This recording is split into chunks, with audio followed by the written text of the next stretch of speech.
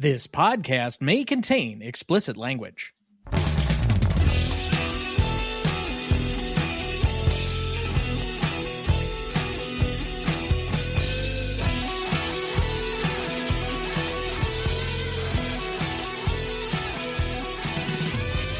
Welcome to the Greatest Movie of All Time podcast, the show that uses a unique grading style to redefine what the greatest movies are.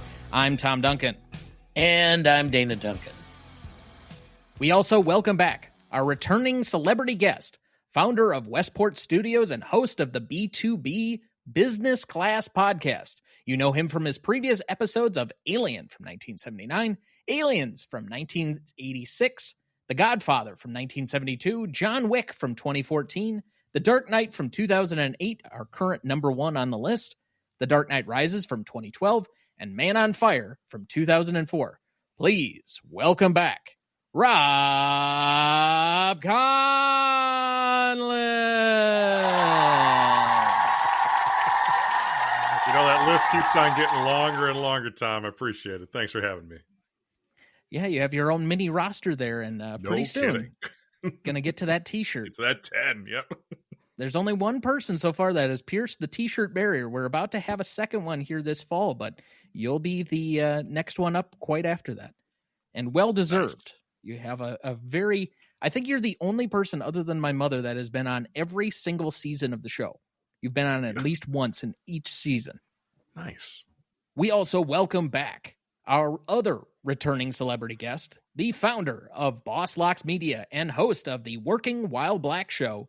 You know him from his previous episodes on Training Day from 2001, Get Out from 2017, and also Man on Fire from 2004. Please welcome back Walter Gaynor. It's a pleasure to be back. It actually really is nice to be back with you. I was really looking forward to this one, man. First time being back with the actual animated film. Shout out to The Incredible.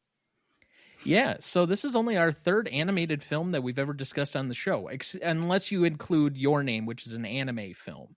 But we did Shrek a couple of years ago, and we also did Wall-E with another former Podcast Town alumnus as well. So this is the second Pixar film, third true animated feature, but we're glad you were both on to dig into this one with us. Yeah, man. Tonight, for our 233rd episode, we discuss The Incredibles for its 20th anniversary. Written and directed by Brad Bird, music by Michael Giacchino, starring Craig T. Nelson as Bob Parr / Mr. Incredible, Holly Hunter as Helen Parr / Elastigirl, Sarah Vowell as Violet Parr, Spencer Fox as Dashiell Dash Parr, Eli Fusel and Maeve Andrews as Jack Parr, Jason Lee as Buddy Pine / Incrediboy / Syndrome, Samuel L. Jackson as What Are All of These Snakes Doing on My Plane? Lucius Best / Frozone, and Elizabeth Pena as Mirage. Recognition for this movie: The Incredibles premiered on October 24th, 2004. The film would be a massive box office success again for Pixar, grossing $631.6 million during its run and finishing as the number 4 film at the 2004 worldwide box office. Anyone want to take a guess what the top 3 films of that year were? They're all sequels. I'll give you a hint on that. 2004. One of the Star Wars films. No, it's too late. Yeah. Well, actually, the episode 3 is 2005. Oh, is it? Okay. Damn. So it was off a year. Avatar. Nope. No way. Too soon for that. And also the sequels. I told you all sequels. Yeah, all 3 of these are sequels. I'm working on listening.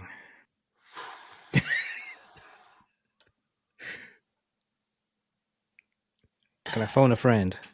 Sure. Who is your friend? Tom. Hello. Ooh. Dana might have it. Who is this? Is this Walt as a British person? Yes. Call it for cost of porn. I'm on the podcast. One is a superhero film.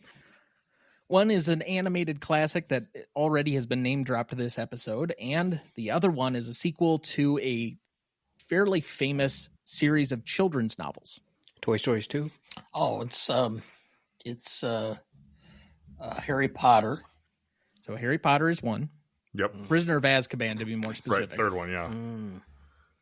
Boy, you guys are really struggling with this. All right. Yeah, we are struggling with this. Iron Man. What was that? That's Iron Man. Yeah, Iron Man 1 was 2008. Iron Man 2 was 2010. So it's a little soon for that. Spider-Man 2 is what you're looking for. Ah! Oh, wow. That was the second finisher of that year. That and was the number yep. one that we saw as a family on vacation in Dallas, Texas. Shrek 2. Ah, yes. Classic. Critics would laud the film, and it was rewarded with 4 Academy Award nominations for Best Original Screenplay and Sound Mixing, winning for Best Animated Feature and Sound Editing. The American Film Institute also included it as one of the top 10 films of 2004. It was since included on Empire's 500 Greatest Films of All Time at number 400, and it had a commercially successful sequel in 2018. The Incredibles currently holds a 97% among critics on Rotten Tomatoes, a 90 score on Metacritic, and a 4.1 out of 5 on Letterboxd. So as we do each week, Dad, what is your relationship to this film? This is the first time I've seen the film fully. I had seen bits and clips or pieces of it multiple times, but the first time I watched the movie from beginning to end. That doesn't surprise me. I was a little too old, I guess you could say, by the time that this truly came out. And so my relationship to it was almost secondhand. I don't think this was one that my sisters were big into because it involves superheroes, quote unquote. So they were more involved with other Pixar films of the time, but even they were starting to kind of age out of some of those. Like the first and last ones that really were a big deal as far as we were concerned were Monsters University. I remember, not Monsters University. That's the sequel. Monsters, Inc. I remember seeing in theaters. Cars. I also remember seeing Finding Nemo on Father's Day in theaters in White Bear Lake, Minnesota. Why I remember that specifically, I have no idea, but I think that was right before I tried Cold Stone for the first time. Also a detail nobody needs to know, but regardless, my relationship to this one, I would guess that I think the first time I fully saw it was when my high school Spanish teacher would always put this film on and then put it in Spanish with the English subtitles. And that was some way of developing, because he had heard once upon a time that that was what Antonio Banderas used to do, was watch films in English and then have the Spanish subtitles. And that's how he learned English, allegedly. So this was his reverse engineering version of that, because I guess this was something you could show in class without really any parent approval. And it was, at least a good enough film that nobody was going to complain. So, Rob, you're even older than I am, not to age you completely here, but See, I'm looking at the white hairs in my goatee, man. I fucking hate it. But how did you come to a relationship with this film? So I've had 2 relationships with this film. The first is much older. The first is, I can't believe it's 20 years old. Number 1, I saw this. I fell in love with this movie immediately when it first came out. It was original. It was fun. It was a little bit of something for everybody. It was something that even 20 years ago, I was 18 years old. And it was something that I, as a young man, could be yeah, that's a great movie. If it's animated, cool. But even my girlfriend and things like that could get into that at that time. And over the years, I've watched this movie again and again and again. And as I've aged, I've identified more and more with certain parts of the movie. And particularly lately, the one that I've identified with is Bob, and this is the second part of the relationship here, is his, he is going into hiding as a superhero. He's got an alternate identity and things like that. And you look at the dude and he's just out of shape. He's so broken down about life and things like that. And you can just see that it's worn on him. You can tell Bob's probably in his late 30s, early 40s, right? And I'm there now too. And I look at Bob, and over the past year, I've dropped 50 pounds. And that scene where he's getting back into shape to do the work that Mirage has set out for him, that has resonated deeply with me over the past 12 months, because I've had that journey myself. So this one's a real special one for me. Now, Walt, you're a couple of years younger than me, so I'm guessing that this hits you probably in the sweet spot around, what, middle school kind of era? Right before. Okay. Right before. But yeah. And I do have one gray hair in my beard that will not go away. So yes, I'm now in my 30s, and it is showing. Well, I apologize for that. 30s is a difficult number. Just for Men should sponsor this. I couldn't afford the Just for Men at this point to control my gray hair.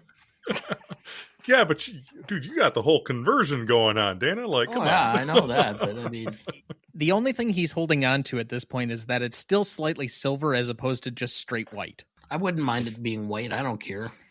Yeah, it's a nice looking silvery white. For anybody that's listening to this as opposed to watching it on YouTube, you probably should flash over to the YouTube to get some of these jokes. But anyway, we digress.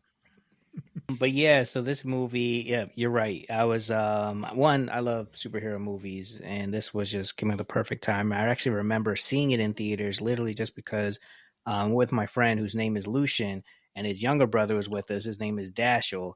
So like both of their names being in the movie was just such a huge thing. We're like, what? And they're both just like really dope characters. So yeah, no, this movie definitely was really special. To be honest, I haven't seen it a bunch since it came out, but it's like there's just so many quotables from it. Obviously, we'll get into it later, but yeah, this movie, you can't forget it. There's always jokes about like Mrs. Incredible and everything like that. So yeah, no, this movie is definitely just a part of history for me. So for both of our married guests on this particular program, I guess, Dana, you're a co-host, not a guest, but have you ever had the conversation where you can't find your super suit? Hell yeah, dude. I yell for that all the time. I say those exact words, actually. I'm not going there. I have a line, but I'm afraid that it'll get back to my wife if I do it. Is that because we have at least 3 recognized regular listeners from The Office who listen to this? Yeah, podcast? Unfortunately, they keep ratting me out. So, and somebody has control over the edit. Yes, I know, and you will make sure that it's emphasized. You'll probably even make a clip and email it to her. Oh no! I won't make a clip and email it. I know she will see it on TikTok if I throw it up there. Yeah, and it'll be a ticking time bomb because the TikTok clips are timeless. They can show up 3 months from now. Yeah. Love it. So it'll just be out there waiting for you. Anyway, so what is the movie about? Well, I'll start, I guess. It reminds me, or at least for Bob, the Oscar Wilde quote, "Men living quiet lives of desperation." Ooh. Okay. What you I had something much less profound, but okay. Okay, well, I bring my A game. For anyone who created a bingo card for this show, your once a month daily quota of Dana quoting Oscar Wilde has now been achieved.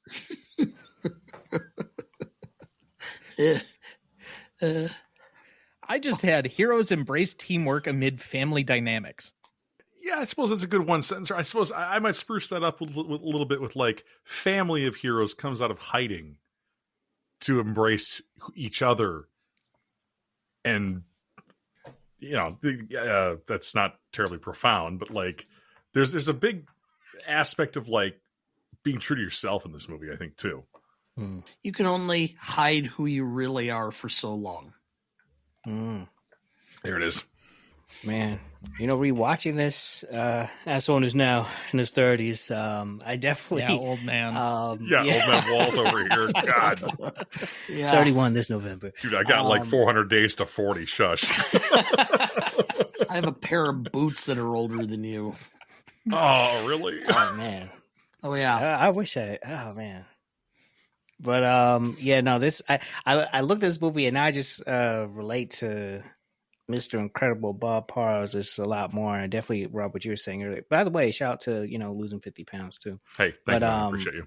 Yeah, but just like the whole idea of like making choices that are best for your family and making sure you're there, being present with them, and all that stuff. There's a lot of signs of just like growth, maturity, and choosing to be the family man versus the your old self that was like the maverick out here doing this and that. So yeah, I would say not as profound word wise what Data was saying, but definitely along the lines of like a superhero movie mixed with like fitting in with modern life and embracing this new lifestyle.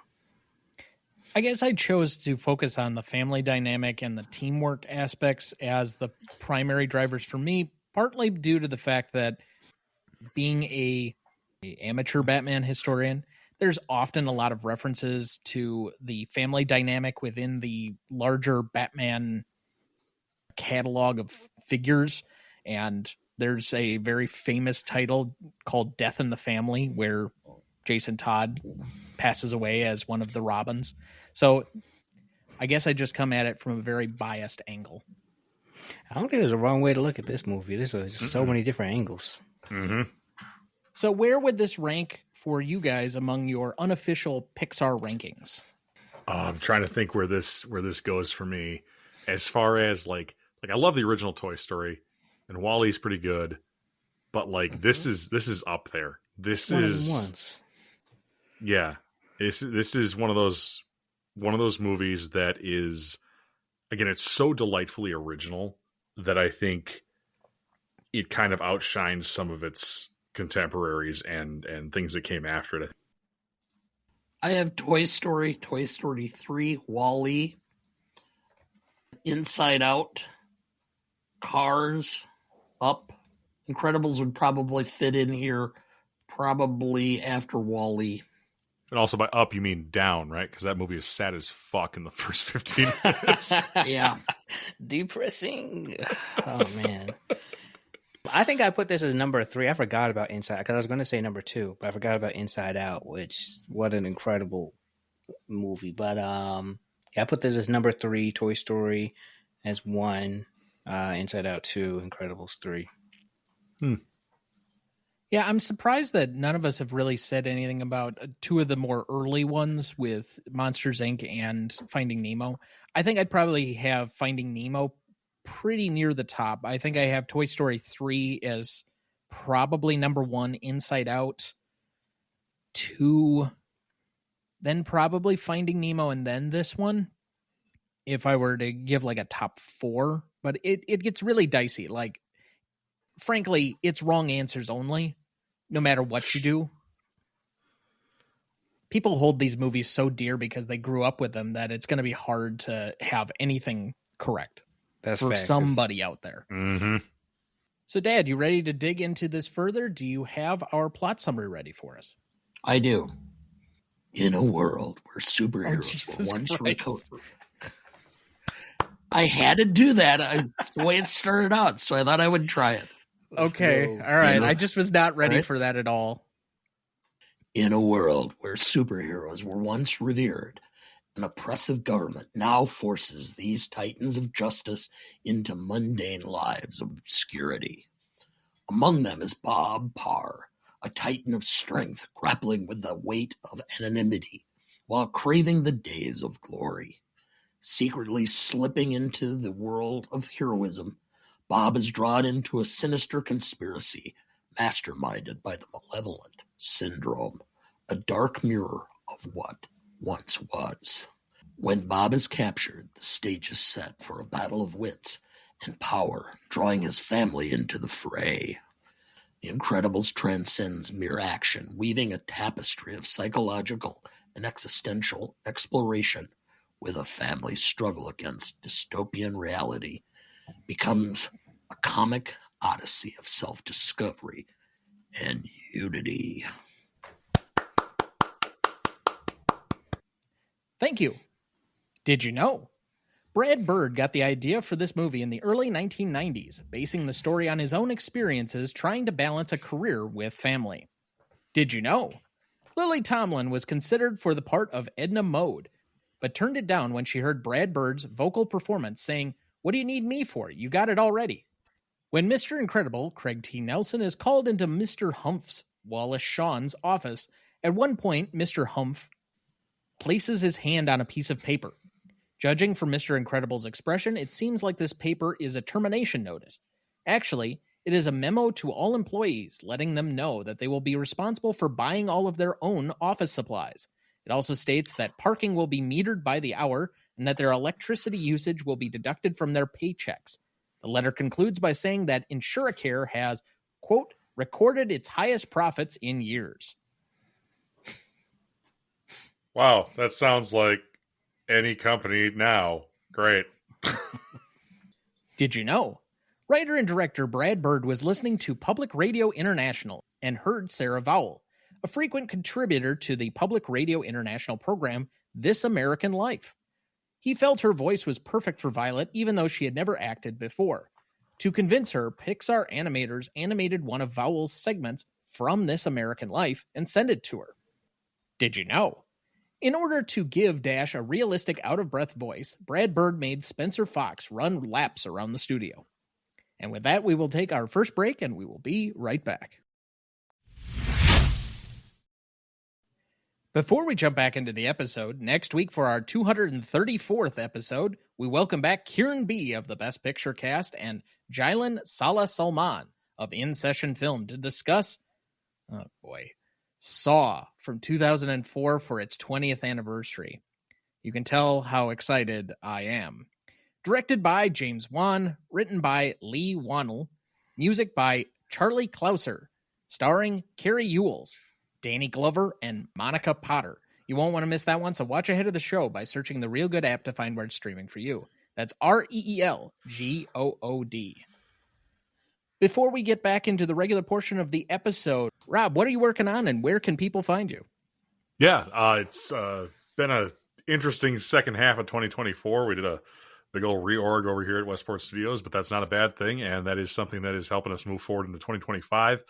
Folks can find me either on LinkedIn, Rob Conlon, or Westport Rob, or they can find us at westportstudiosllc.com. Just refresh the website, which looks rather fun, rather nice. But we've been doing a lot of great podcasts, especially in the higher ed space of late, which has been a really great thing.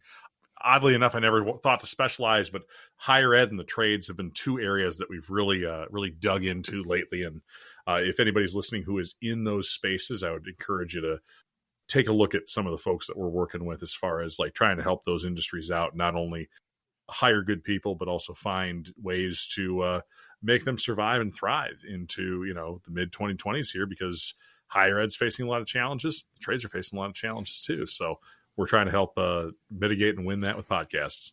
Sounds good. Mm-hmm. And Walt, what are you working on and where can people find you? I'm working on too many things.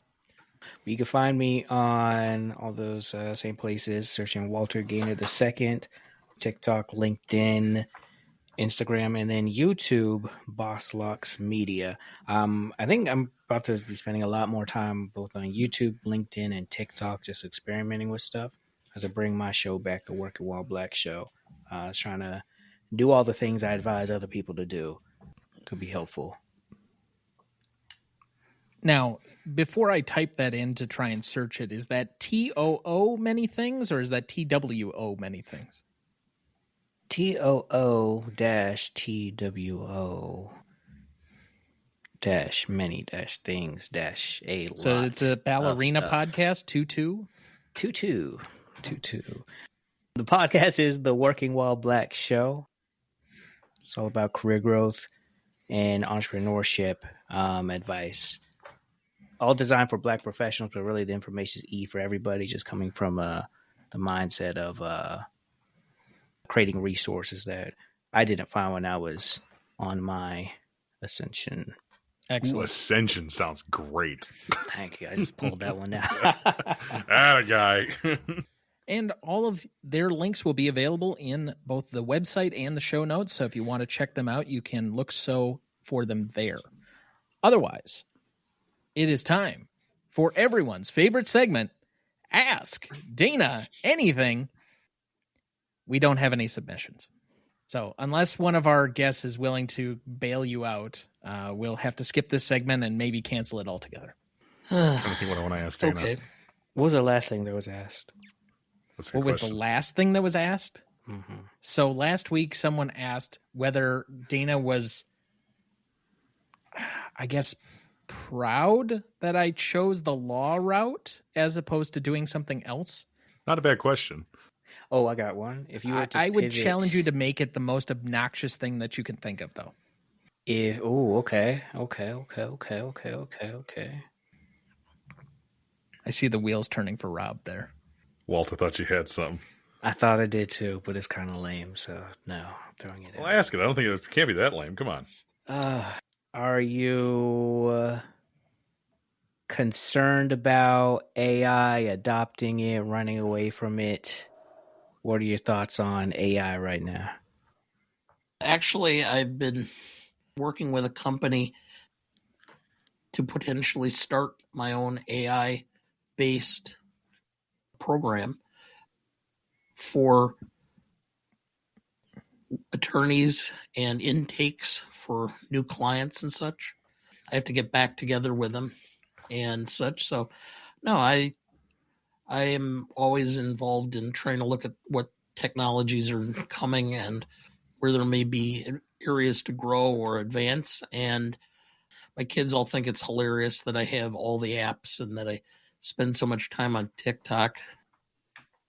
That's not funny anymore. Okay. But it's you spend too much time on TikTok. it keeps me a little bit more grounded to pop culture a bit. So yeah, no, I'm embracing it. I'm looking for ways it is helpful. I've taken several classes on it and how it applies for lawyers.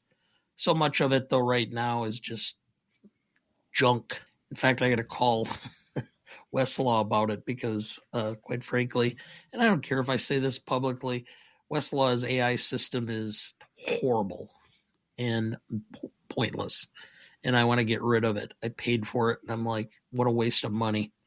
I could do better off with Chat GPT and for free.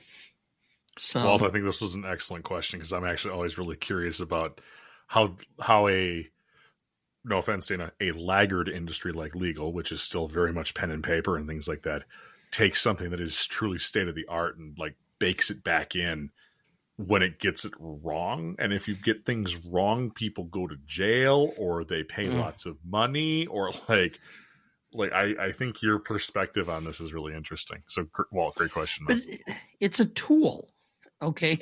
And you can use tools Like most lawyers. improperly or you can use them properly. Okay, that was good. That's what's up, though. That you're adopting. I feel like you're more than adopting it. You're like about to be innovative with it, leading the pack. I try a bit. There are not too many lawyers out there with podcasts, and I'm hoping I'll get mine up and going here eventually. But we've gone through several iterations of it, and hopefully we've got a formula now that we like. Nice. All right. Any other potential questions? Part of me wants to ask something about the election, but like I was thinking that too. We talk about it all the time on here. I know. Everybody knows our opinions. I guess for all three of you, I don't think it's as close as people think. I really don't. I think that there's a major polling flaw with Gen Z, and I think that what we see is the dead heat between the two candidates, and I think Gen Z is not picking up their phone, not responding to the truckload of text messages I get on this damn telephone every week, and they're not telling people who they're voting for, which I think is and really I also interesting. there's two other areas. I follow a guy who's a professor of science, various sciences, retired from Duke, and he says he's been watching all the polling and they've been adjusting it because they were so far off in 2016 and somewhat off in 2020. And so they've been adjusting it and it's coming out more favorable towards one side. The other thing that is happening that's is literally all polling does. All of them adjust for a house effect based on what they think the electorate will look like. That's how all sampling is done. Okay. The second thing that I pointed out is apparently there's a strong group of people who are conservative Republicans who are saying they're going to vote one way when they intend to vote a completely different way because they're afraid of the ramifications from family and friends. I will hold fast to my prediction that I made in January that Donald J. Trump will win the election, and there has been next to nothing that has convinced me otherwise. As much as that displeases me personally, I think the rest of it is wishful thinking.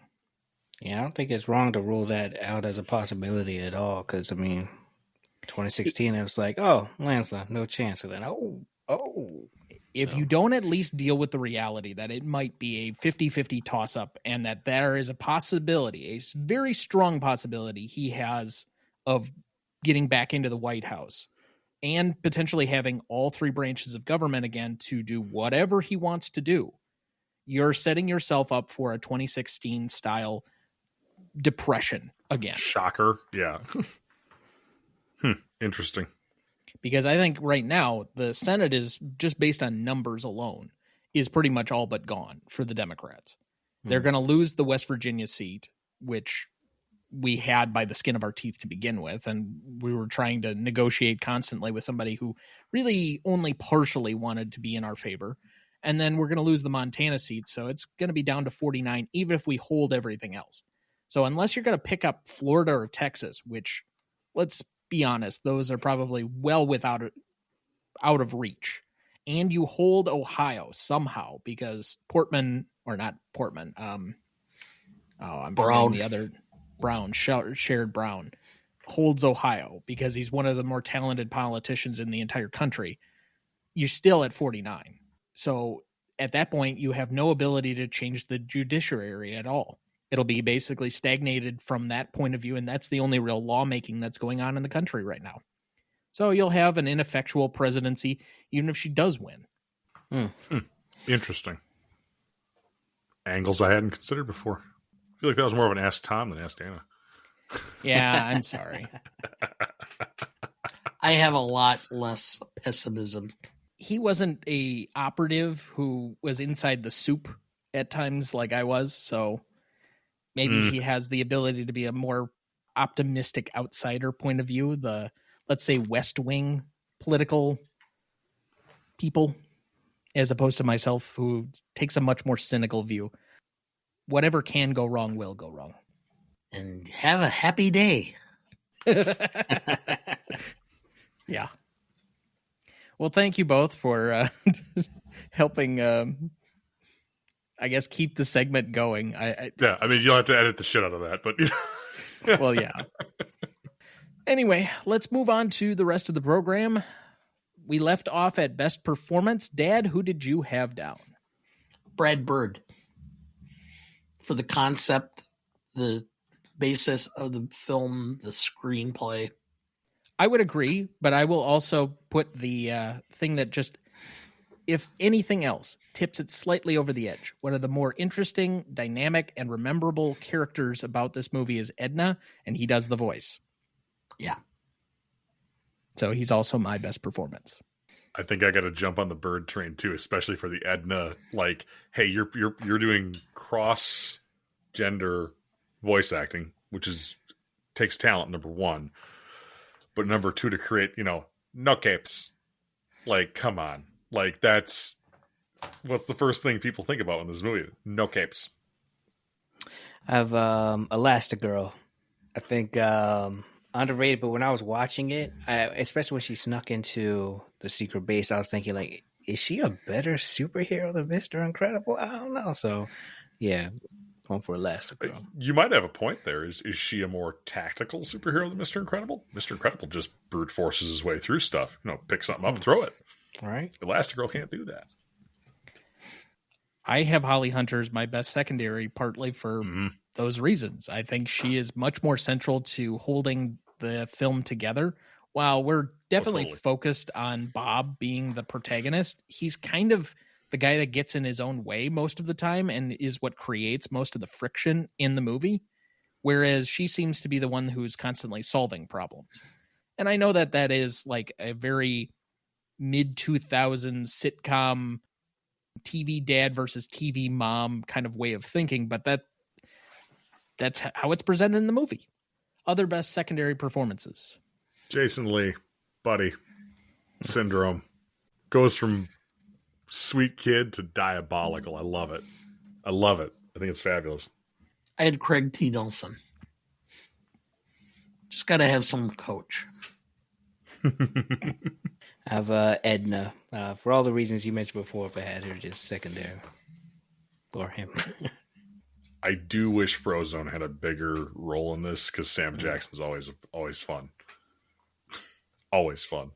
Yeah, I think that was one of my did you knows, and I don't know where it ended up, but I think Brad Bird specifically wanted Samuel L. Jackson because he wanted the coolest sounding person.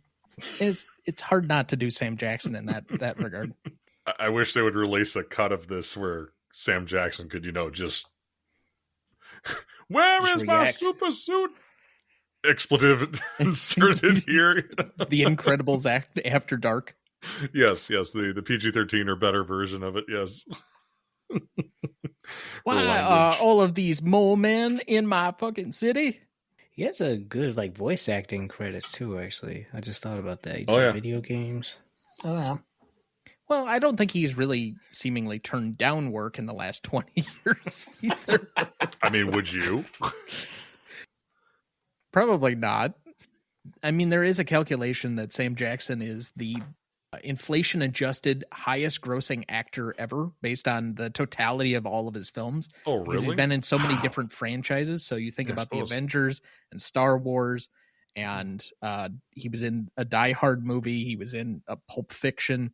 So he's got a lot to his name overall that aids to that. He's just been in a lot of stuff.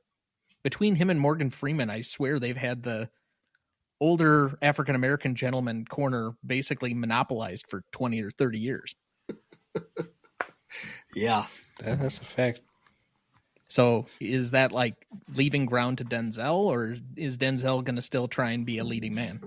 Keep churning out Equalizer films. I'll be happy. Fair enough. They do those like Mission Impossible. Just don't stop. Equalizer 27. As long as they don't do the Fast and Furious crowd, I don't need to see him in Oh, God, space. Finding Yeah. Elon Musk over Mars or something. yeah. Oh, okay. Since he's Yeah. been brought up, we only refer to it as Twitter here, no longer X, on this particular program because fuck Elon. Yeah, There, because I've it's gotten my stupid. little Yeah. monologue out of the way. We can move on. Yeah. Most charismatic. I have the babysitter.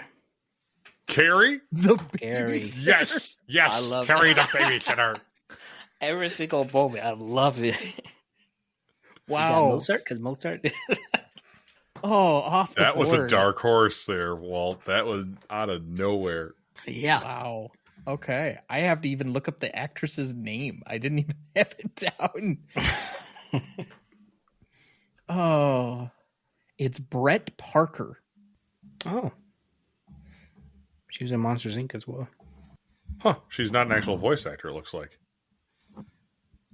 No shade thrown, but like every one of her credentials is that she's an animator. Oh.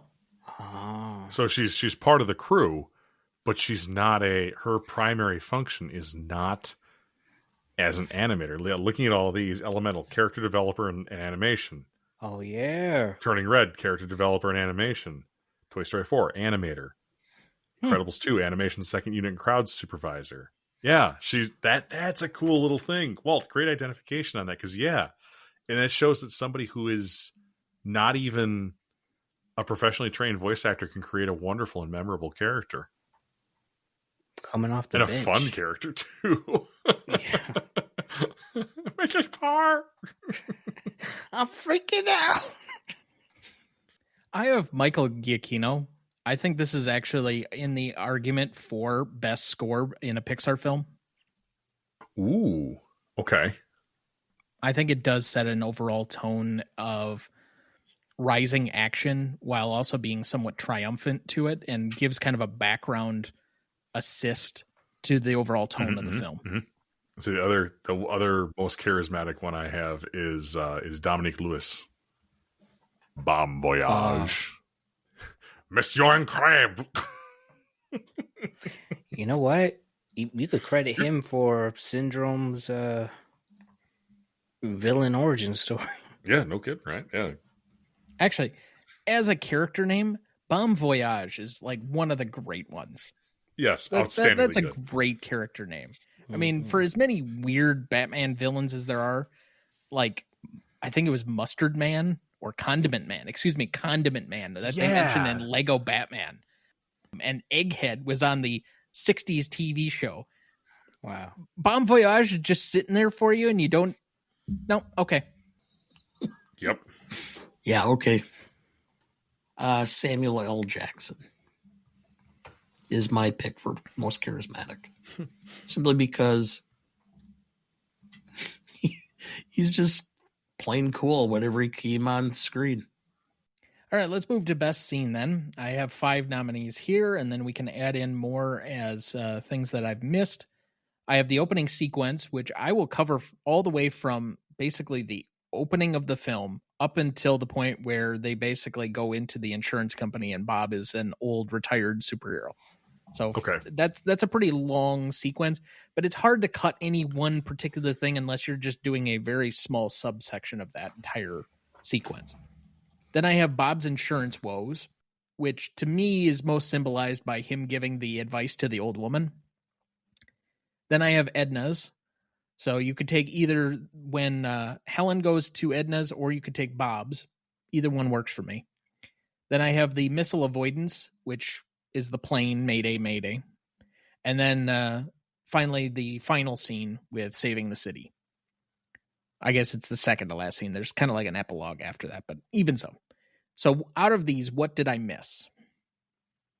Or anything you'd like to highlight a little more specifically than I did? Because I gave some more extended sequences here. I'm good.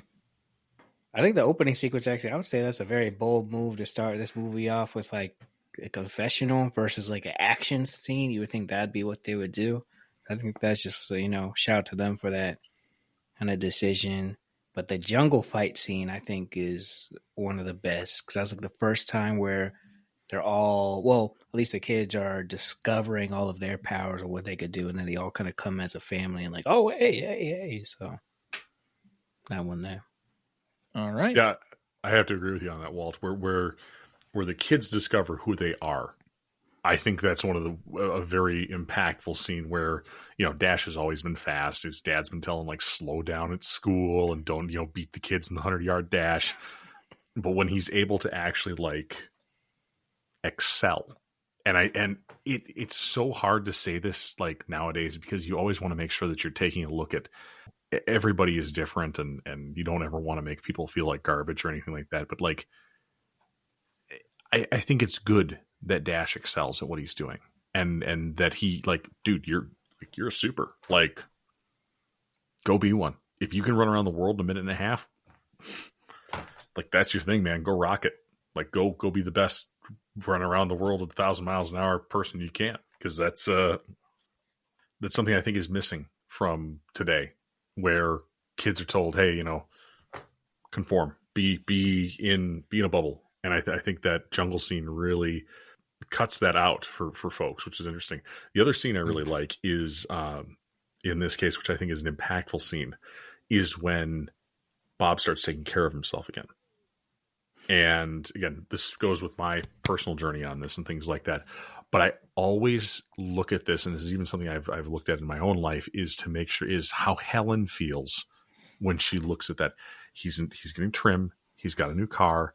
There's some woman that's offering him work. I think it's a wonderful little thing of like, is Bob being a piece of garbage?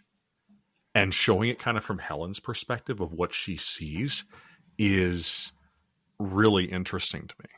Okay. So adding those both in, we will have 4 nominees. The opening sequence, Bob's insurance woes, Edna's Happy Bob, let's say, missile avoidance, jungle fight, and saving the city. Out of these, what is the best scene? I'm going to go with the jungle fight scene. We go with Edna's. I go with missile avoidance. because that's where the family dynamics really kick in. Oh, good. We have all 4 different things. I think for the table setting of the opening sequence, it's hard for me to beat that because it was so creative in the moment to have, because everybody like universally accepts and loves superheroes, to think there's a world where superheroes are basically banned. And it really exposes that the true antagonist in this film are litigious lawyers.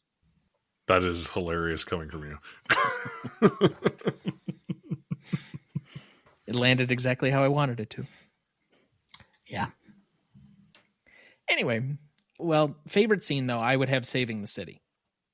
I just like the ending of the film and kind of how it all plays out and finishes up. And I think it wraps up fairly well. You obviously incorporate Frozone and everybody's kind of got their own thing going on. So it makes for a good ending trying to tackle the robot.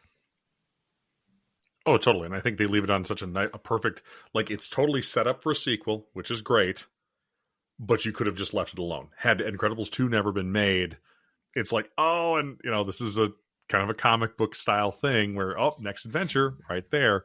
I think the end scene is my pick too for favorite scene, just because you get to see everybody doing their stuff, but also that it dovetails nicely into, if we want to do more with this, we can. It took them 14 years, but I mean, when they did it. I know they did. I haven't seen the second one yet, actually. It's kind of funny. It's actually a decent sequel. I wouldn't say it's as strong as like some of the Toy Story sequels, like Toy Story 2 or Toy Story 3. And I think Inside Out 2 is probably better than it, but it's still a strong sequel comparative to some of the other ones that they've had.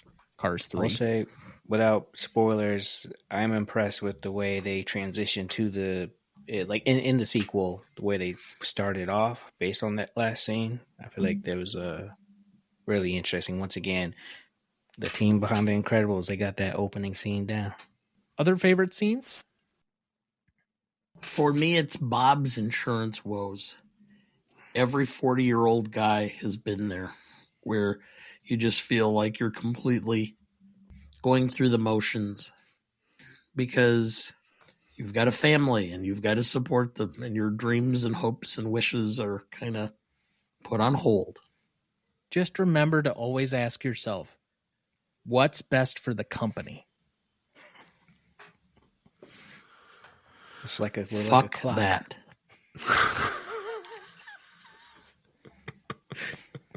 Says the owner of the company.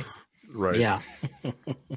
Another one I'd nominate is the Jack versus Syndrome. Just because that one was definitely memorable, like after watching it the first time.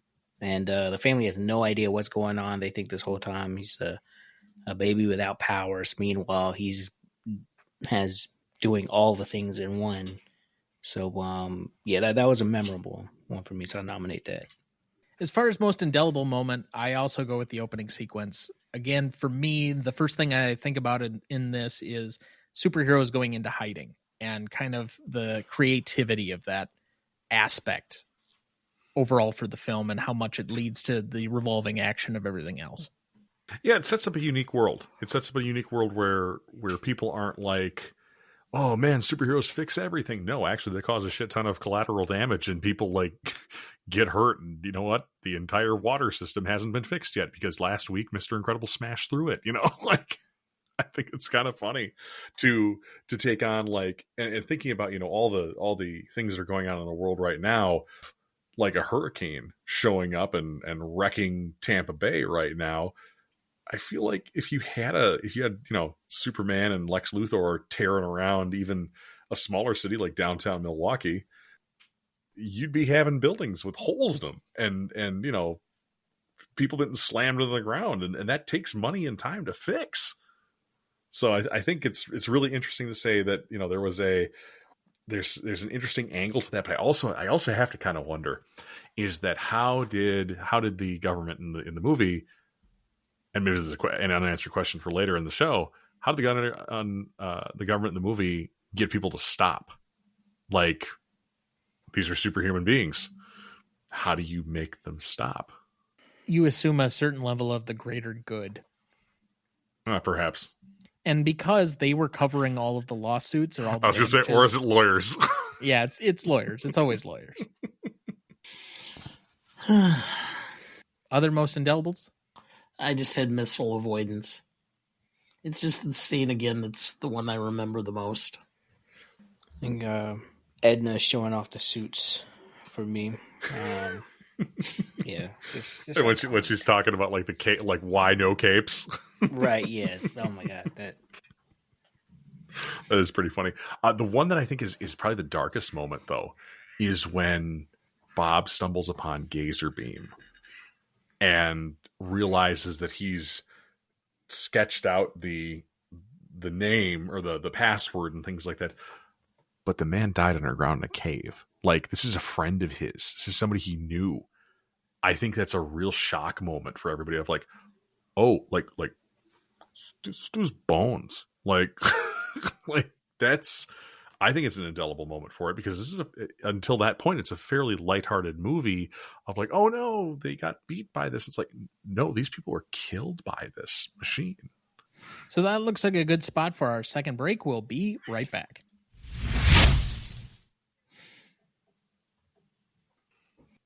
Before we jump back into the episode, and before we get to the Stanley Rubric in a minute, if you're ever curious about our master greatest movies of all time list that has every graded movie we've ever discussed on the show, there's a link in the episode description of every episode of this show, or you can go to RonnieDuncanStudios.com/Gmode podcast and find it as the top entry on the greatest movie of all time podcast show page. That is the grades we've done so far for all 209 different movies we've covered, and we continue to add more each week. Make sure to check that out as we go and follow along. Also, you can also find each individual episode on our website as well. That has the notes for each individual episode with all of our scores, category nominations, and the individual factoids for each episode of the show. Just click the link in the episode description of this episode or go to RonnieDuncanStudios.com/Gmode podcast to find that. Dad, do we have anyone to remember this week? Fortunately, no. All right, well, we will move on. That takes us to our much less awkward transition into best funniest lines. I will start. You tell me where my super soup is, woman. We are talking about the greater good. Honey, greater good? I am your wife. I am the greatest good you are ever gonna get. That is quoted in my house frequently. With whom in which role? I'm wondering where my damn super suit is, and it's usually something that's right in front of my damn face, and the lady says, like, listen up, you married up. There's always a reacher and a settler. Yes, indeed. The one person settles, one person reaches, and I did not settle, because she's amazing. I got Bob after he got home from work. The little boy in the tricycle. Well, what are you waiting for? Little boy in the tricycle. I don't know. Something amazing, I guess. Me too, kid. Me too. In the RV. Dash, are we there yet? Mr. Incredible, we get there when we get there. I enjoy Syndrome's line, because when everyone's special, no one is. Edna, this is a horrible suit, darling. You can't be seen in this. I won't allow it. 15 years ago, maybe, but now... I love how she's part fashion designer and part, like, weapons scientist, like composites scientist. Like, oh, this won't stop a bullet, but you know what? It'll look good, you know? It's during that press conference and opening scene. It's time for their secret identity to become their only identity. Mr. Incredible, no matter how many times you save the world, it always manages to get back in jeopardy again. Sometimes I just want it to stay saved, you know, for a little bit.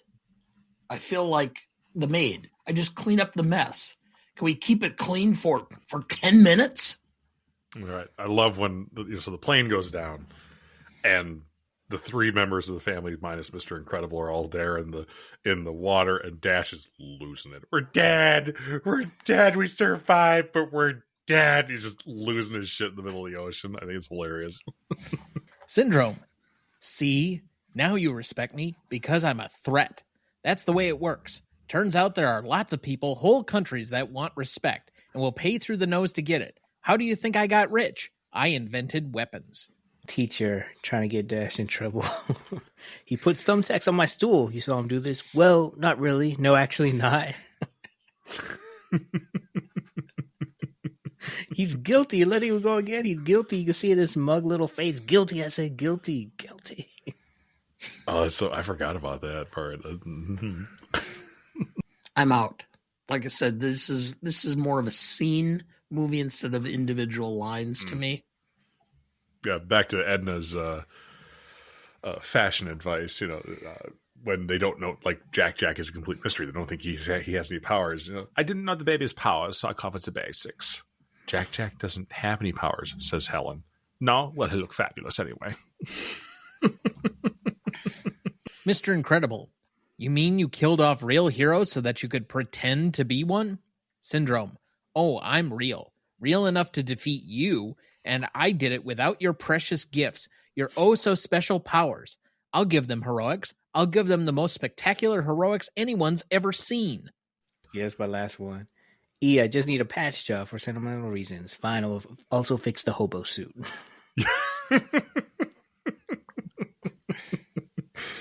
One that a buddy of mine and I reference all the time is just after that Syndrome line about, small countries, paying for respect and things like that, is when Mr. Incredible takes that opportunity while Syndrome is talking and hurls a log at him. And he goes, oh, you sly dog. You caught me monologuing. I can't believe it. You caught me monologuing. My last one. That was totally wicked. Any others yet? My God, you've gotten fat. Ed and Bob.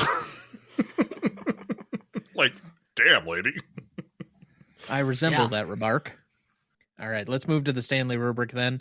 Legacy is up first. If you have not listened to the show before, you will be informed that Legacy here, we split between the audience and the industry as to how they would both interpret this category.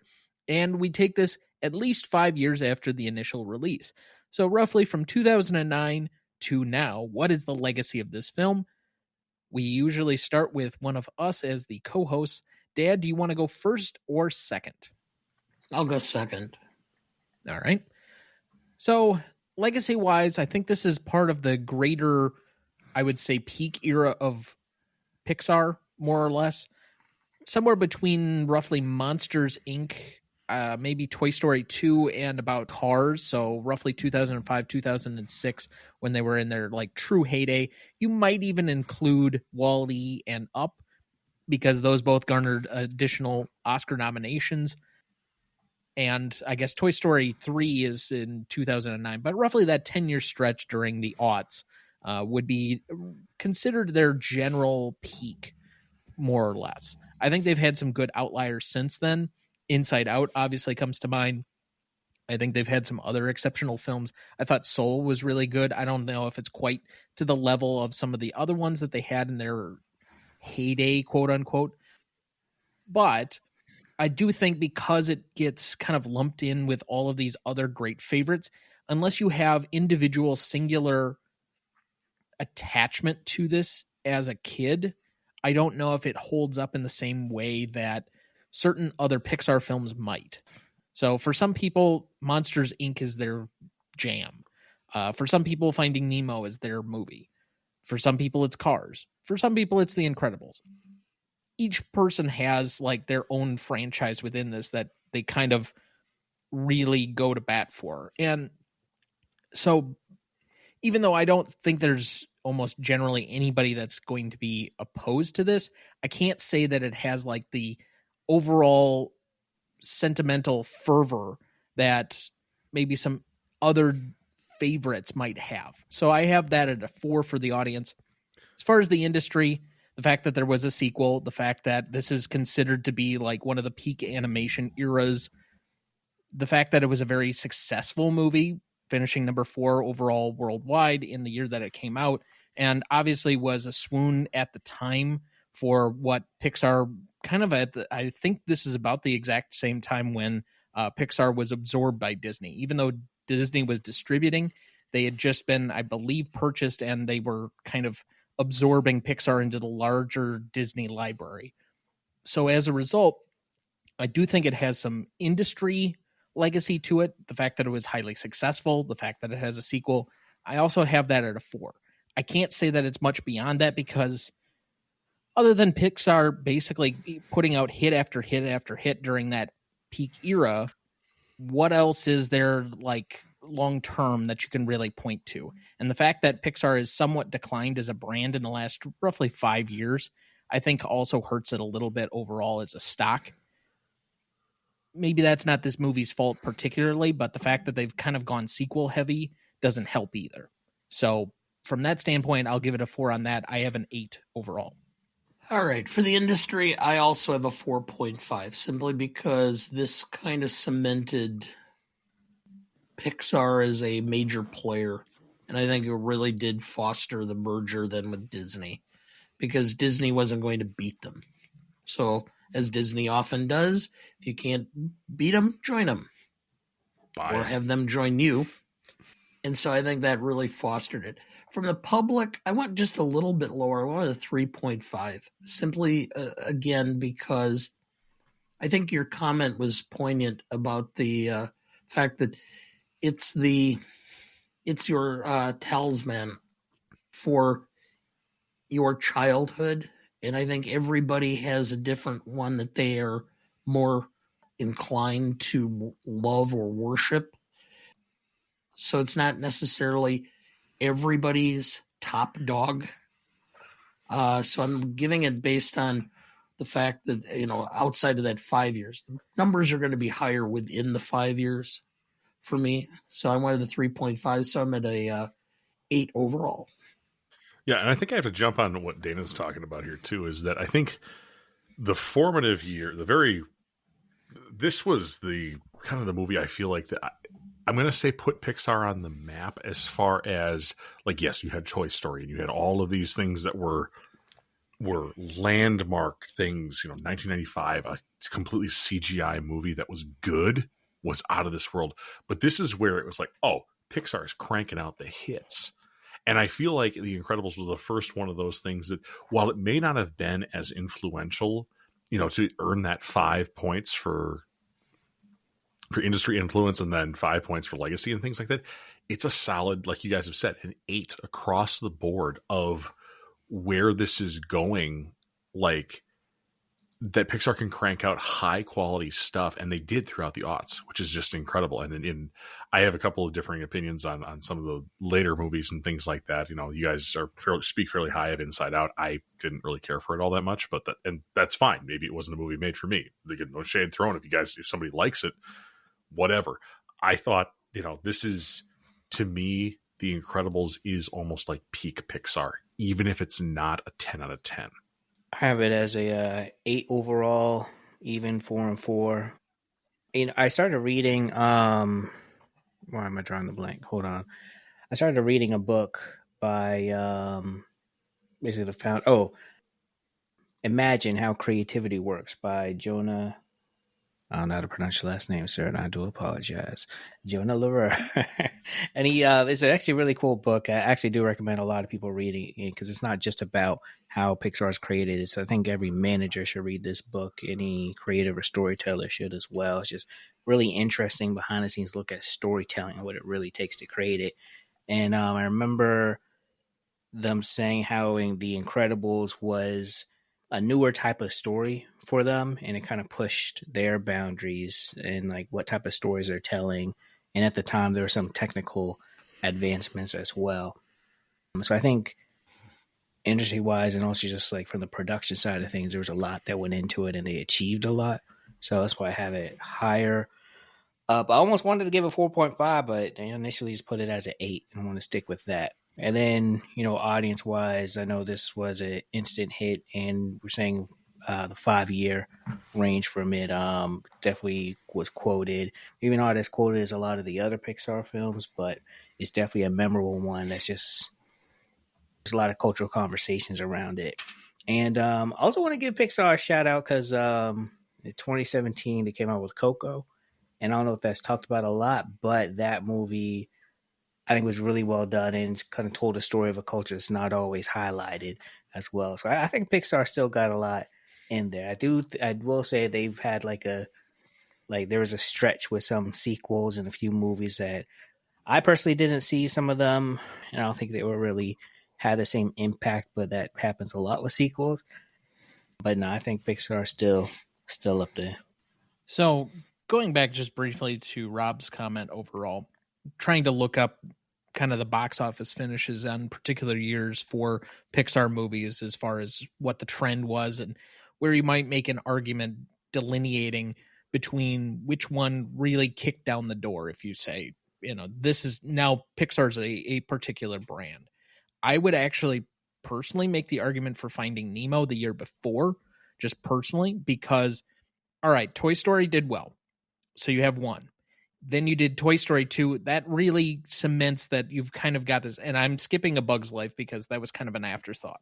But Toy Story 2, movie. As far as, well, Bug's Life is not a bad movie. It's just, as far as the box office wise, it's not nearly on those same levels where it's finishing in the top 5, top 6 of a particular year. Whereas Toy Story 2, you've now cemented that you can redo or you can do this again. By the time we get to Monsters, Inc., it's proof of concept that you can go beyond just Toy Story and do something well. And that one finished as number 3 for the year for 2001. By the time we get to 2003, Finding Nemo is the second highest grossing movie of the year, only behind the last Lord of the Rings movie. So to me, even though this finishes as number 4, this is, again, a peak era of animation where Shrek is taking off. This is taking off. So DreamWorks and Pixar are really the 2 top studios. They're creating a lot of stuff. I don't know if I would say that. I mean, you can make the argument that The Incredibles was there. I think I would probably personally fall at Finding Nemo in 2003 as their landmark point where it cements. Now we've exceeded just making one-offs. This is now our brand. So the math is very easy on this one. Dad, you want to help? 8. Thank you. It's an 8 average between the 4 of us. No crazy math yet, but I'm sure you guys will give me some decimal points yet. Yeah, let's get you those thirds again, man. I love that shit. Oh no, it was more than thirds. It was like 0.83 and some sevenths. Yeah. 5 out of 4 people can't do fractions. Anyway. Impact and significance. I will start again with this one. The fact that it's nominated for 4 Oscars, including an original screenplay, is an extraordinary achievement to itself. I'm hesitant to give it a full 10, given that this is an animated movie, but again, proof of concept. I'll give it a 4.5 because I reserve the 10 for Jaws, Star Wars, when we eventually get to that next year. Certain other films that are just at that 10, so I'm at a 9.5. I'm going to jump in here because I want to challenge your thought that an animated film can't be a 10. I didn't say that it couldn't. But you're talking about some incredible animated stuff here, man. I think Toy Story might be a 10. The OG, sure, okay. It was a game changer. Yeah, I just want to make sure you're not holding things that are drawn or animated with CGI to a different standard than what is held with reality. Because I see a lot of stuff, especially in content creation and whatnot, in that animation is always held at a lower level critically than live action and things like that. I know in some of the communities that are out there, looking at things like, again, just cartoons, or even just, if you go across the ocean for anime and things like that, that you have these folks who don't see it on the same level as real cinematography, even though it tells equal to, if not sometimes better stories. Can I give you one of our bona fides here on this category then? Since you're challenging me. Hit me. Our current highest rated film of the 2010s is an anime film. Good. Which one? Your Name. I had to go watch that episode. I haven't seen it. That's one I went into kicking and screaming because I thought for sure anime, I was going to hate it. And I was shocked. So it is available on both Amazon with, I think, some type of premium subscription. So it may not be on the regular Prime, but it's available on Crunchyroll if you have that. I have 4.5 for the industry again. It didn't get the big awards for the nominations, and so I just couldn't quite go to the 5. But for the public, having the 4th rank and the money it made, it's a 5. So I'm at 9.5. All right. Do either of you want to join the ranks of the 9.5s? I'm going to get there. I think so. I think it's one of those things where I think Dana nailed it, is that for the average person, you know, like this has 4 Oscar nominations, you said, Tom. And for the average person, though, that this is an incredible movie. And you look at all of the things that you can see in this film that make it great. I mean, even just the water effects and things like that, you know, that they get dumped in the ocean when the plane goes down. Like, their hair is wet. Like that's, and it looks, as much as an animated thing is, it looks real. Like, that's pretty incredible. So I think there's a lot to this movie. And I think I'm going to jump on your 9.5 train. All right, Walt, are you here to ruin the average? Yeah. I am. I have an 8.5. Oh. Ooh. It is not even for anything bad. I just have it as a 8.5. I don't know if I could go above 9. I think it's incredible, impactful, but I don't know. I think maybe when I was going through the ratings, I just kept thinking about a lot of the other, you know, Pixar films that were created, and I do think this one is incredible. No pun intended. Actually, no pun intended. Yeah, that's my 8.5. So that's a 9.25 average between the 4 of us. Let's move on to Novelty. Now, this is a category where I have been dividing it between the originality of the idea. So this might have to do with the nomination for original screenplay. Just saying that might be a factor. As well as the execution. So if you divide the category between 5 and 5, what is the novelty score? Dad, let's start with you. It's still a superhero film, so I couldn't give it a full 5 for the originality. It's playing off, but it is how it does it is original. So I went with a 4 for that. And for the execution, I went with a 4.5. So I'm at a 9.5 overall for it. Don't you mean an 8.5? Excuse me, 8.5. Misspoke. So I'm only slightly different. I think that this is a fairly creative movie, but still existing within a familiar trope. And it doesn't feel like it's completely reinventing it, just giving it a slightly different twist. So I have 4 for the originality of the idea. On the execution, I think it's a fairly well executed movie. I already said that I think the score could be arguably among the top ones of Pixar. You might throw out like a Soul or certain Toy Story movies that have a slightly better score overall, but I think this is right up there with those as the best overall score in a Pixar movie. I think from a direction standpoint, from a casting standpoint, voice casting specifically, that you have a lot of good talent around this. Even people that we mentioned before aren't necessarily natural or professional voice actors, but people that they still found able to do the parts and do them effectively, creating memorable characters despite the fact that they weren't otherwise. So with that all being said, the only, I guess, knocks in this is that I don't feel that it's like quite on the level of a full 5 execution in the ways that I have other things where it just truly excels for me. So I have an 8 overall.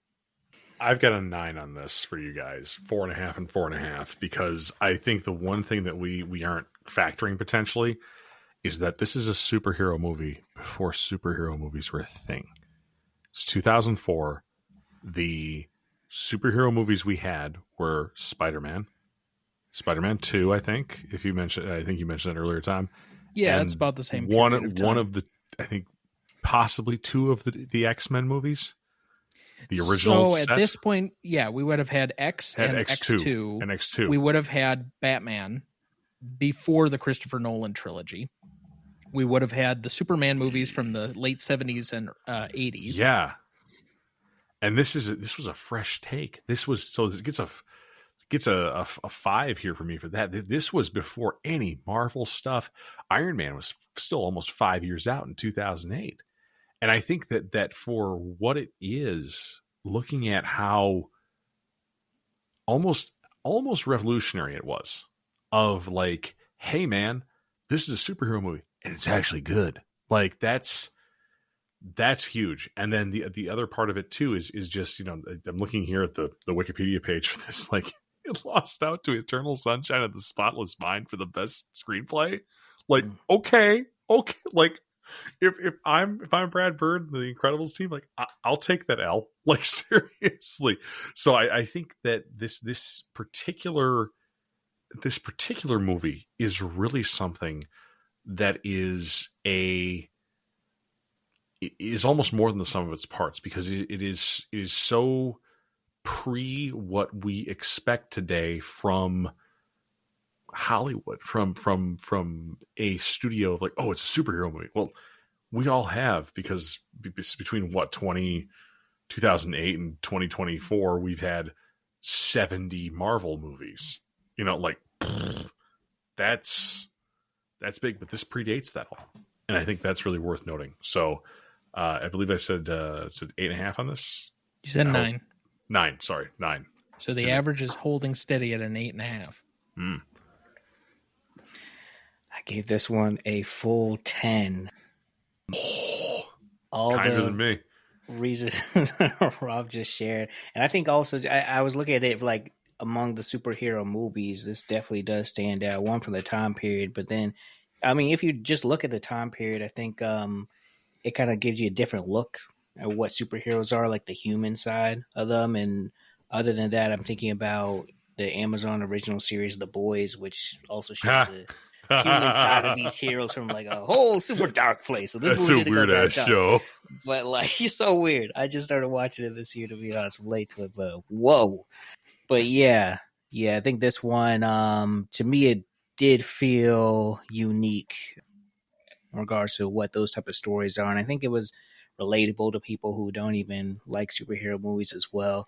And I didn't know that it basically just lost out to Eternal Sunshine. So, I mean, shoot, if it wasn't an animation, who knows? I don't know. It had some pretty stiff competition, Walt. I mean, there were 5 nominees: Eternal Sunshine, The Aviator, Hotel Rwanda, Vera Drake, and The Incredibles. I mean, like, this is the second place finisher, if you ask me. The Aviator was not great. It not was great, okay. but it had enough panache. It had that, like, oh, let's talk about Howard Hughes, like blah blah blah, kind of things like that. But Hotel Rwanda, I like that movie was I don't want to say a life changer for me, but like looking at, like, it was one of those movies you watch and you go, oh shit. But neither here nor there. Eternal Sunshine is a all-time original screenplay winner. Correct. So I think it would have taken second place had Eternal Sunshine not been there to Hotel Rwanda. I do want to say before I forget, just there were a couple of other films that I forgot to mention as far as comic book or superhero in there. So Hellboy was out before this, and Eric Bana's Incredible Hulk was out before this. That's a forgettable. And not to forget, Sean Connery's last film, The League of Extraordinary Gentlemen. Was that really his last film? That's his last film. Yeah, it was. Oh shit! What a note to go out on. I'm not gonna lie. I loved that movie when I was younger. Oh, it's like Van Helsing. It's dog shit, but it's fun to watch. There's another one. Yeah, Van Helsing was like 2003. Yeah, again, dog shit, but fun to watch. This is like when the superhero genre was like campy as shit. Was campy and stupid. So if I have to see you out walking a dog, Rob, we'll know what you're doing. That's right. Sit parked right behind him going, that's interesting dog shit. Oh, okay. So, thanks, Walt. We got an 8.88 average between the four of us. We're in 12th. This is incredible. Let's go math. All right, let's go to classicness. This is the most amorphous and hard to decipher category.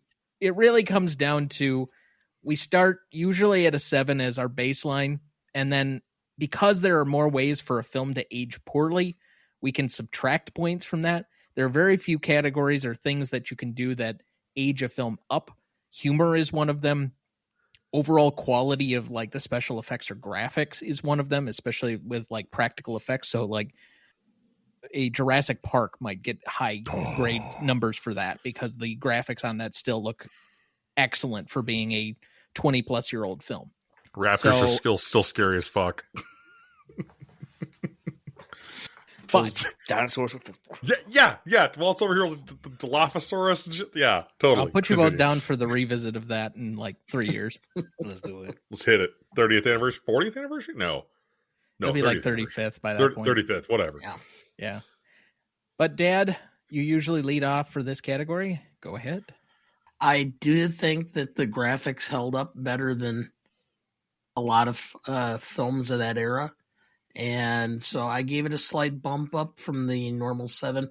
I'm at a 7.5 for the classicness. Overall, there was nothing to distract from it. And the humor did hold up, but it was very... It reminded me of the humor being Roseanne. What's some of the other ones? The one with...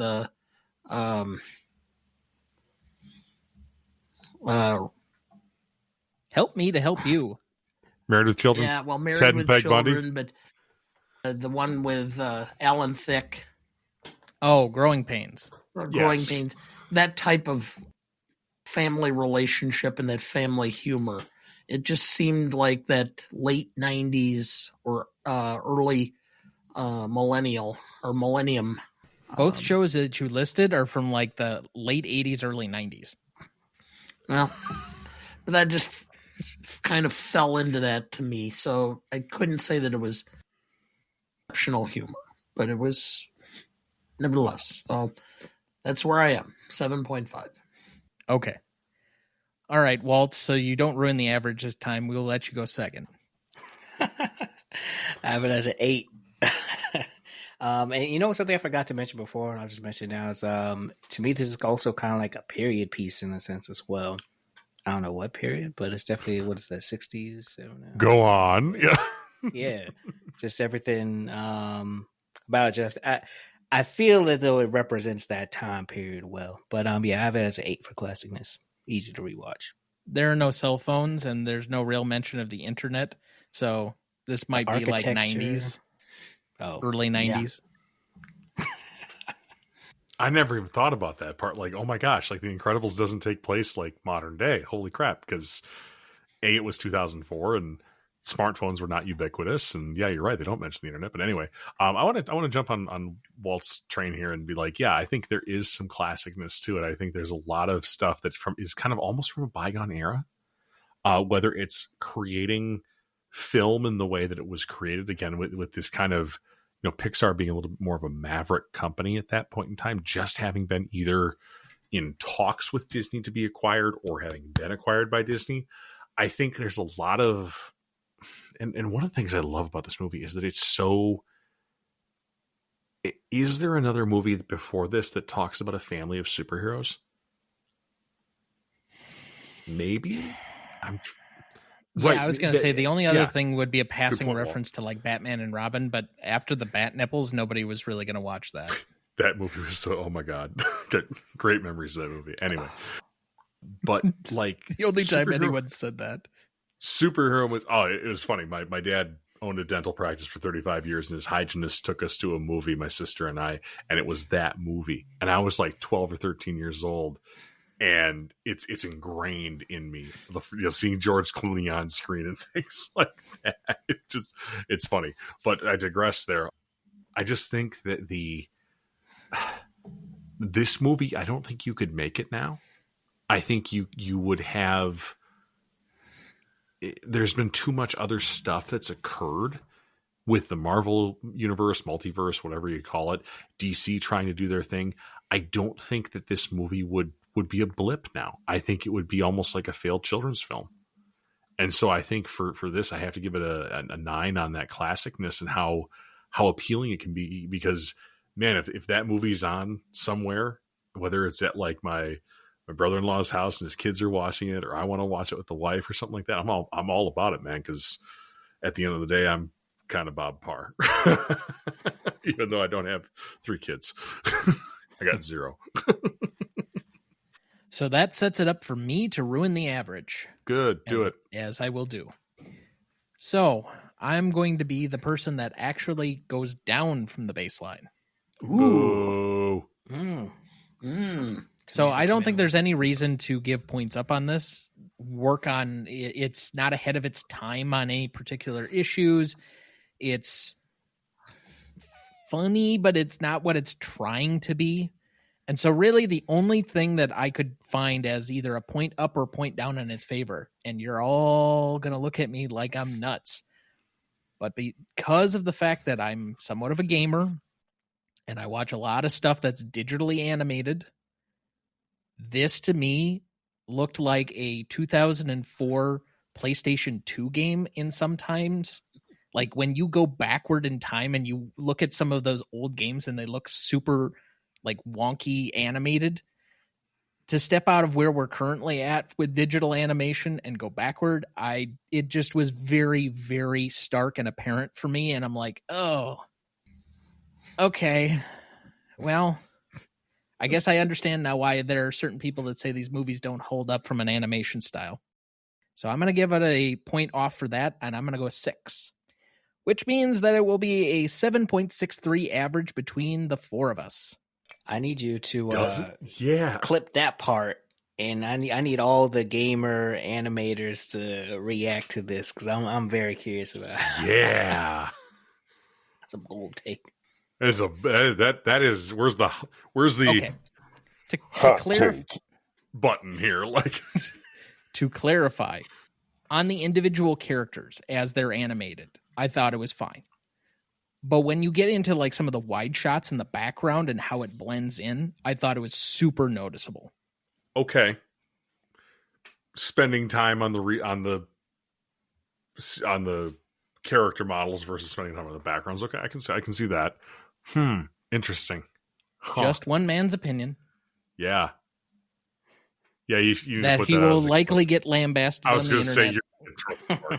you're There are so many people that hold this movie dear that I probably just offended, but oh well. There's going to be a lot of angry TikToks. You don't understand. Oh yeah. We already get weird TikTok comments. Yeah, angry millennial TikToks. Let's do it. All right, let's go to rewatchability. Let's start with our guests. Rob. Oh, I love this movie. This movie is fun. This movie is family. This movie is so it's in the same vein as, and I'm going to go back to one of my old episodes here. It's in the same vein as Aliens or the Baja Blast test that we coined last time. You go to Taco Bell and there's Baja Blast in the soda machine. You say, "Oh shit, there's Baja Blast. I need to drink it." Same thing with this movie for me. So I'm 10 out of 10 across the board on this. All right. Go ahead, Walt. I have it as a 10 as well. Yeah. I watched it last night. I could watch it again tonight. I just might actually. So. All right, Dad. Well, if it's on, I might watch some of it. I might like to watch or show it to some other people. If I ever had grandchildren, I could sit and watch it with them. Am I going to go out of my way to watch it again? No, not really. I'm not sure how long I will leave it on if it was on. So I'm at a 6. Still not terrible. Similarly, applying our Kieran B test, putting it on, this is something that I'd be comfortable with on every few years or so, but it's not something that like I feel like I need to go put on. It's not quite to the point of being if I only had to put it on, although I will say that I have not put this film on in a number of years, and I only put it on because I had to, not because it was something that like I go back to and rewatch often. Frankly, I don't do that with a lot of animated films. So that's about a 2.5 on my personal rubric scale there. And then if it's on somewhere, if there's like a Pixar channel on Disney, there's a specific tile or something, it's probably about the quality where I'd watch a few scenes, but there are parts in this movie where I feel like it drags a little bit for me and is a little bit overlong, but I have that at a 3, so I have a 5.5. Duncan's killing the Baja Blast effect here, Walt. About to say they hate Pixar. That's what I'm getting. Duncan's hate Pixar. Well, stay tuned for Toy Story next year. The first 3. Ooh. So that's a 7.88 average between the 4 of us. Wow, that got crapped on by you guys. Those last 2, really. Well, For audience score on this one, we had an 87% for Google users and a 75% for Rotten Tomato users. The hell's wrong with those people? For an 8.1 overall. So to repeat the categories, we had an 8 for legacy, a 9.25 for impact and significance, an 8.88 for novelty, 7.63 for classicness, 7.88 for rewatchability, and an 8.1 for audience score, giving us a final total of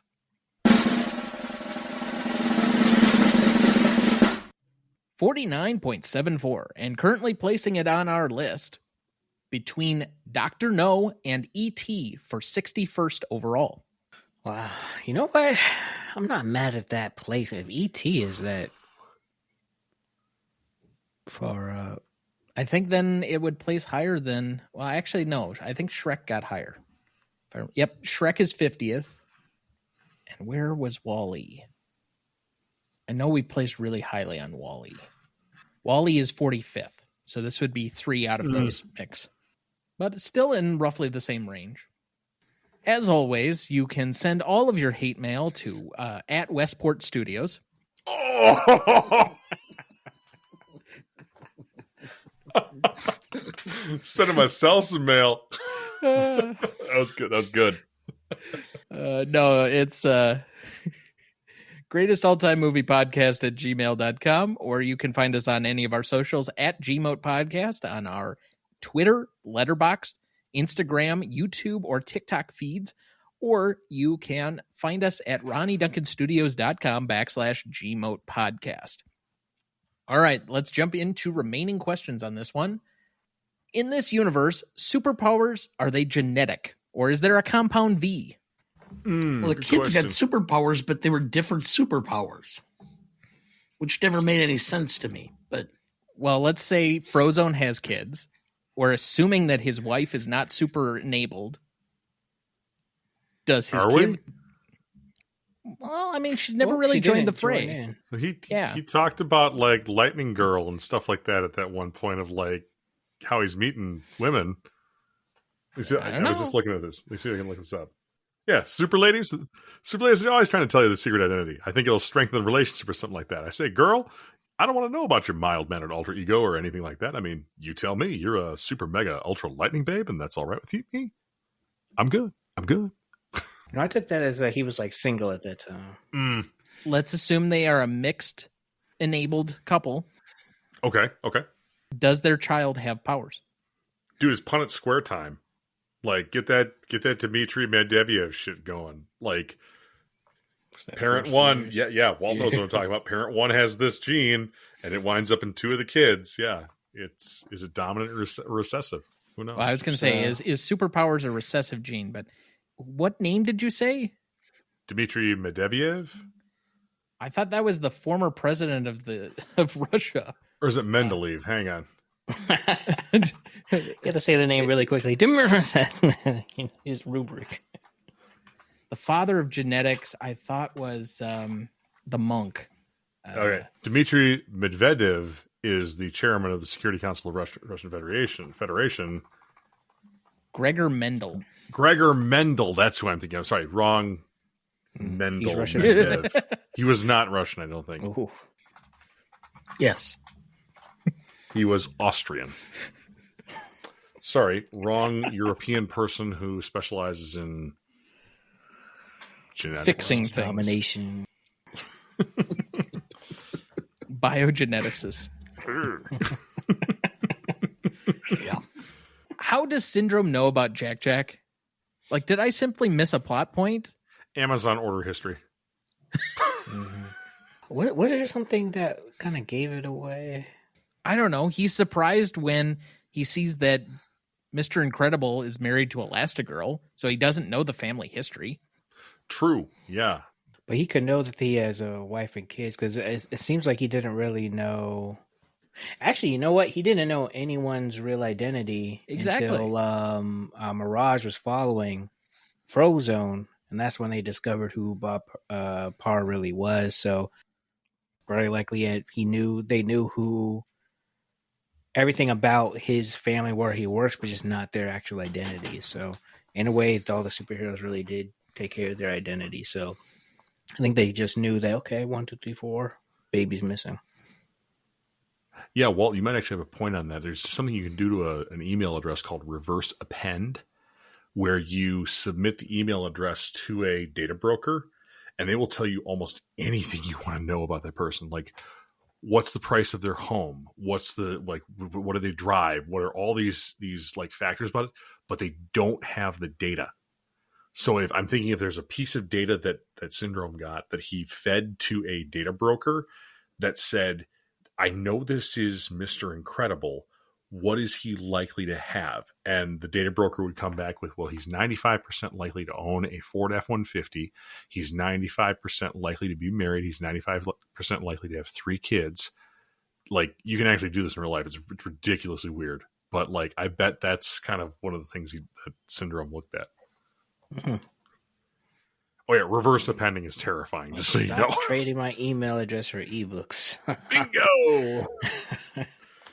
When something's free, you're the product. Any other remaining questions? None for me.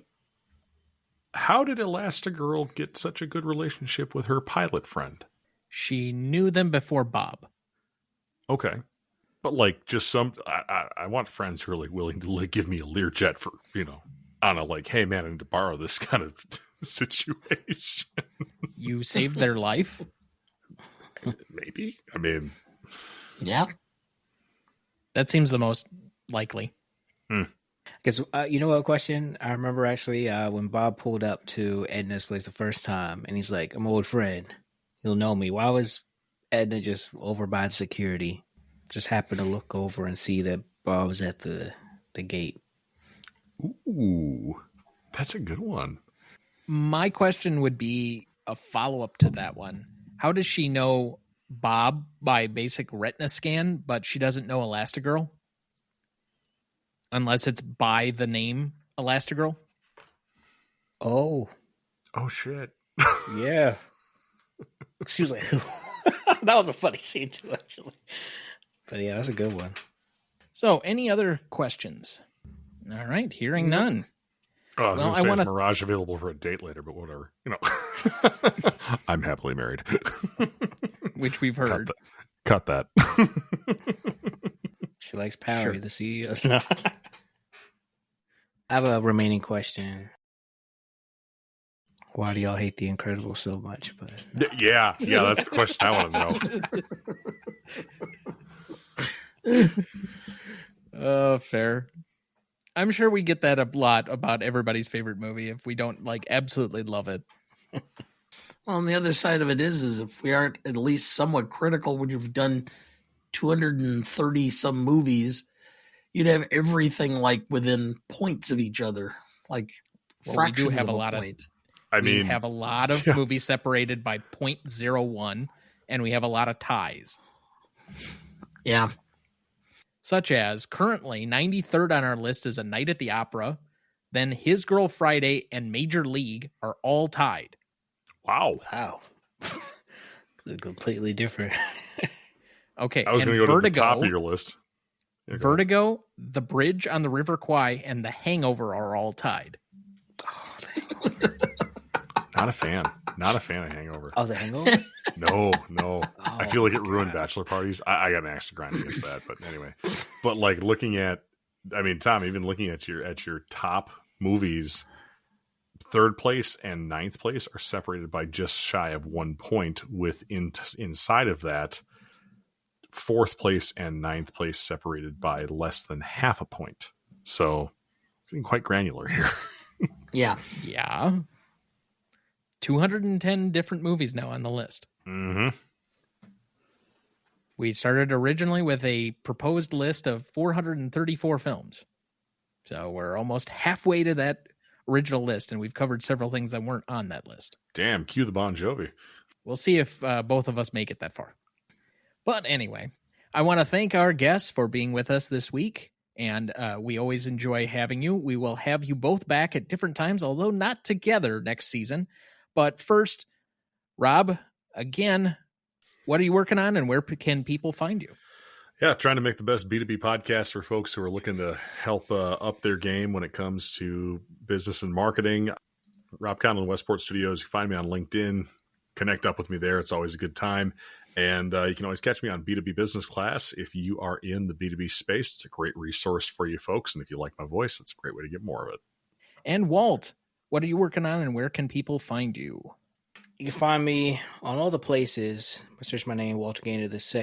But podcast-wise, my main focus is the Working While Black show, a show all about career growth and exploring entrepreneurship, trying to capture the stories of going from surviving to thriving. I'm also just kind of fun fact, I'm in this like kind of career, not really pivot, but career kind of digging into being into media a lot more, just pursuing a lot of different things in podcasting and social media and stuff. So might see my face pop up a little bit here and there as I come out from behind the camera, but still just helping a lot of people create good shows. Yeah, you're always a great follow on LinkedIn, man. Seriously, the content you put out, buddy, is outstanding. Like, you're number one in my feed, I tell you what. Man, I appreciate that. Hey, totally, Walt. I love you, man. Well, thank you again both for being here, and we always appreciate having you. Dad, any more remaining thoughts for the rest of the week? No, not really. I'm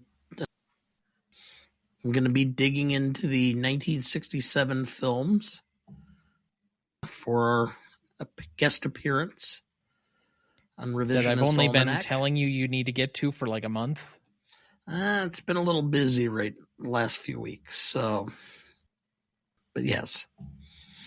And got a whole list of films that I really want to see coming up over the next several months. So, and of course, I have no remaining thoughts. I have no time for thoughts. I have no energy for thoughts. I am in law school, in purgatory. So I will leave it there. I love it. I know you do. There's a lot of schadenfreude going on. Oh, yeah. But that'll do it for us this week. Thank you for listening. Want to play a game? Next week, for our 234th episode, we welcome back Kieran B. of the Best Picture Cast and Jailan Salah Salman of In Session Film to discuss Saw from 2004 for its 20th anniversary. Directed by James Wan, written by Lee Wannell, music by Charlie Clouser, starring Carrie Ewells, Danny Glover, and Monica Potter. You won't want to miss that one, so watch ahead of the show by searching the Real Good app to find where it's streaming for you. That's REELGOOD.